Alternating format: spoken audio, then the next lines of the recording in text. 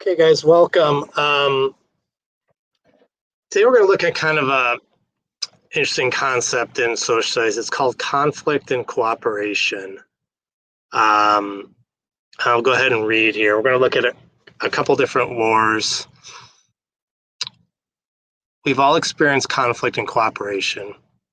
When you disagree or quarrel with someone, you are in conflict with them. Once you agree to work with someone, you are cooperating. Conflict and cooperation not only happen between people. Countries in the world are constantly engaging in conflict or cooperation with other countries. Read the following description of wars fought in Vietnam. As you read, think about who is in conflict and who is cooperating. Just the United States used to be a colony of England. The Republic of Vietnam used to be a colony of France. The Vietnamese people got tired of being colonists, and they went to war against France for their freedom. But unlike the United States, the Vietnamese did not have peace after they pushed France out. They could not agree on who should run the country, and a civil war broke out between the northern and southern parts of Vietnam. By 1955, the war had become a battle over whether Vietnam would follow a political philosophy called communism. Those in the North supported communism, while those in the South did not. Another country did not support communism, the United States. In order to stop the spread of communism, the United States became involved in the war and supported southern Vietnam. At the same time, northern Vietnam got support from China, a large and powerful communist country that supported the communist takeover of southern Vietnam. So it said for many years, the military worked with southern Vietnam to fight the communist north. The American and South Vietnamese militaries used a combination of ground attacks and air power to fight the North. The North relied on ground troops of vast outgrid tunnels and sympathetic villagers to launch attacks and support its cause. It says, even with the support of the United States, Northern Army was victorious. In 1975, the Northern Army captured the southern capital Saigon, and Vietnam became a communist country. So it says international conflict. What happens when countries disagree? Sometimes disagreement between countries may become so severe that it seems like the only way to resolve the problem. But international conflict does not have to involve war. Sometimes countries disagree how problems should be solved. They won't go to war over it, but the relationships between them might be strained. For example, the United States and North Korea disagree about how government should work and whether North Korea should have nuclear weapons. The US is not at war with North Korea, but diplomatic relations between the countries are very strained. It says, what international conflicts existed once the United States got involved in Vietnam? Well, basically, if we answer that question, since China was supporting the North, we were supporting the South. You could look at it like the US and China were almost in a conflict because China was trying to, support the North, which wanted the communist country, and the South didn't want to become communist. That's what the United States was supporting. So you basically had the US and South Vietnam versus North Vietnam and China. So we did have kind of an international conflict there. So international cooperation happens when countries have something to gain by working together to solve the problems. Countries may cooperate in order to avoid going to war, which is very costly in both money and lives. Countries who share a common natural resource, such as a river or a large forest, may work together to manage those resources in a way that benefits everyone. What is an example of the international cooperation that took place during the Vietnam War?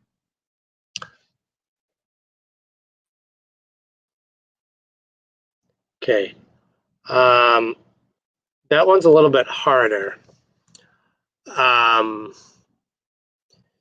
Because really, I guess maybe the only thing we could say is the United States finally pulled out of the war. And I guess by pulling out or surrendering or whatever you want to call it, that might be a form of cooperation. But there really wasn't a whole lot of cooperation because, the United States didn't want Vietnam to be communist. So that one isn't as clear cut why there was cooperation. You might say there wasn't very a whole lot. Okay, so let's look at this. In order for countries to come into conflict or cooperation with each other, certain conditions must exist. Conditions are the circumstances that cause something to happen. For example, during the early part of World War II, Japan led a naval campaign that occupied islands across the Pacific. They eventually attacked the U.S. naval base in Hawaii in American territory. The United States responded by declaring war on Japan. But before this, we'd stayed out of the war, and we covered this in class a little bit. It wasn't until Japan bombed Pearl Harbor that we actually actively got involved in the Second World War. It says conditions can lead to cooperation. The illegal killing of elephants has become a widespread problem in Africa. Because of these conditions, several African countries have signed an agreement to work together to fight elephant poaching. So that's a condition, the killing of the elephants in many countries in Africa had, bonded together to try to preserve the elephants. Okay, so that's an example of cooperation based on the conditions. And the next one is motivation.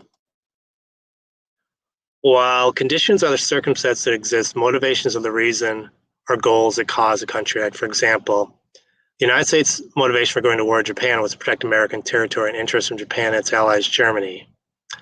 The African country's motivation for signing anti-poaching agreements is to save the elephants.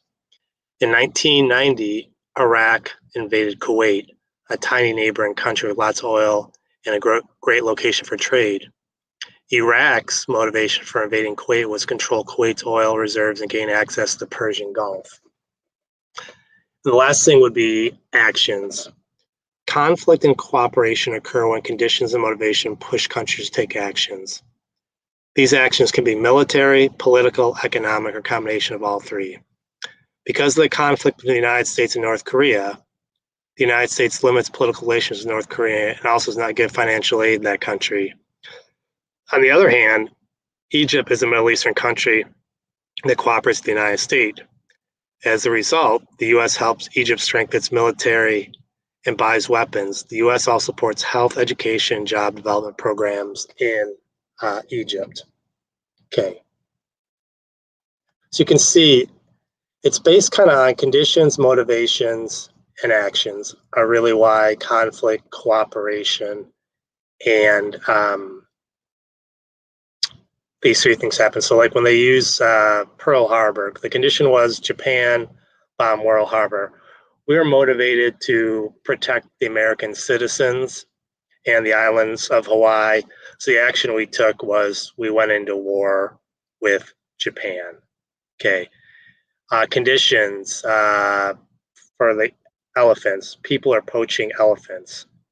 Motivation. Everyone, wants to save the elephant.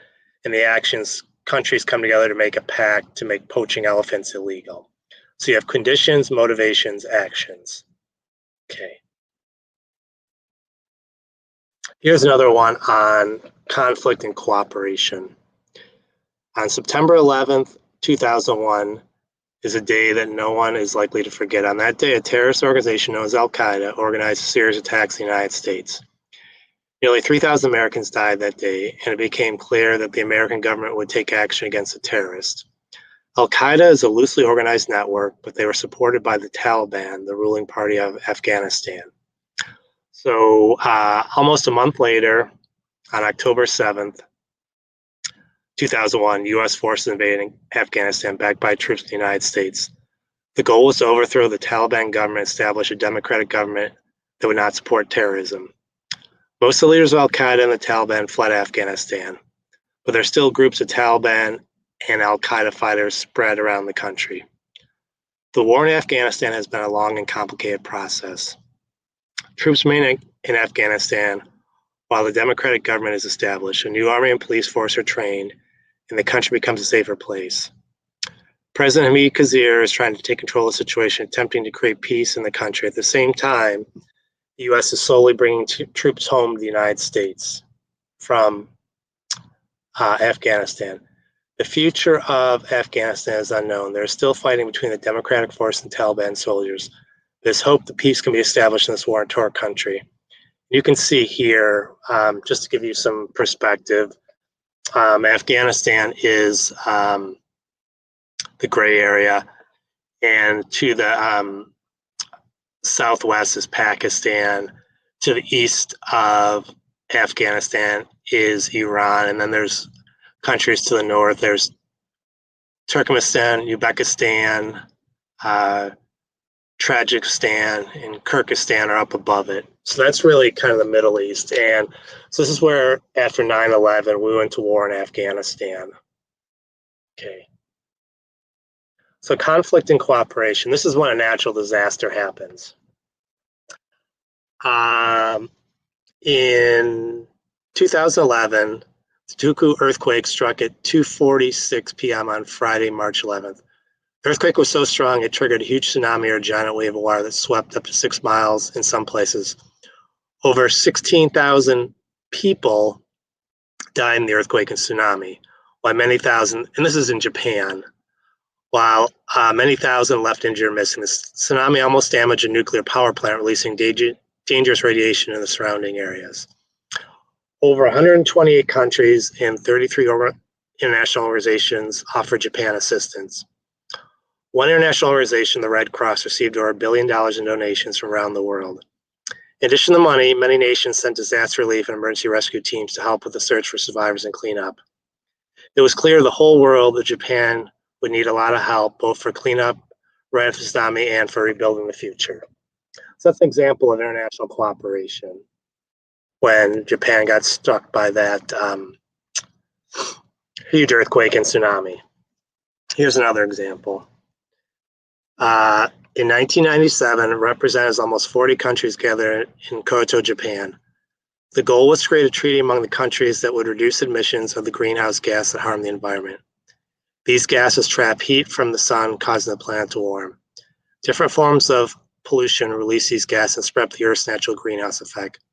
Scientists think that global warming caused by greenhouse effect will change all of the Earth's ecosystems. So the Kyoto Protocol stated that 37 of the world's most developed nations would have to reduce their pollutions to a lower level that existed the year before 1990.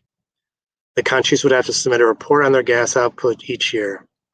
On August of that year, 2011, 191 countries have signed the protocol. The United States is not among them. Instead, the U.S. plans to reduce emissions without international involvement. It is the only country of the 37 that has not put the protocol in place. Okay.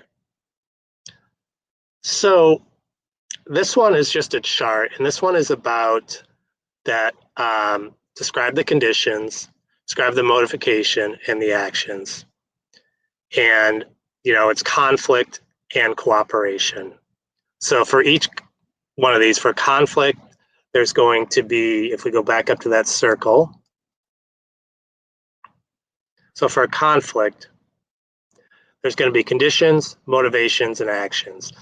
Just like in cooperation, there's going to be conditions, motivations, and actions. So this chart, it's just asking you to fill out for each one of these. For the Vietnam War, what were the conditions? Well, Vietnam had become independent of France, but the country was split in half, the North and the South. The motivations, the North wanted to be communist, the South wanted to be independent or democratic. They didn't want to be communist. And the actions would be the war. Okay, maybe the cooperation would be, that would be maybe the United States helping South Vietnam and China helping North Vietnam. Okay, and the actions would be war. Okay, in the war in Afghanistan, the conditions, 9/11 happened. Motivation, the United States felt threatened. In the actions, we went to war in Afghanistan. Cooperation, well, that would be the president, the new president, trying to take control. Motivation, he wanted, kind of to get rid of Al-Qaeda and the Taliban. In the action, he redid the police force, tried to redo the military. Okay. And then, so that's how it would go. Then you have the earthquake and then the protocol. So you're just going to list a couple things for each of that. You can just fill this chart out. And so keep in mind that that might be a topic on the social studies part. It might ask you about, if they talk about a war, the conditions, the motivations, and actions. So if we looked at the Revolutionary War, we covered this in class. The conditions were the King of England was still trying to tax the colonies, okay? And the colonies didn't get any say in the taxation. So the motivation was, the United States wanted to be free from England and wanted to become our own country. And the action in that case, obviously, would be the Revolutionary War. We fought for our freedom. Okay, we looked at World War II. Conditions, Hitler was in Germany, were trying to take over Europe. The motivations were obviously people didn't want to be part of, under Hitler's control. And the actions would have been World War II started. We were trying to fight the Nazis, okay? And you can do this, the conditions, motivations, just for about any type of war. And also, natural disasters too. Like we talked about the earthquake in Japan and the tsunami that basically, and that's just a huge wave. So you can use conditions, motivations, actions, a lot of times for cooperations and conflict. Okay, that's all I got for today, you guys. Have a wonderful day, and I'll talk to you soon. Bye.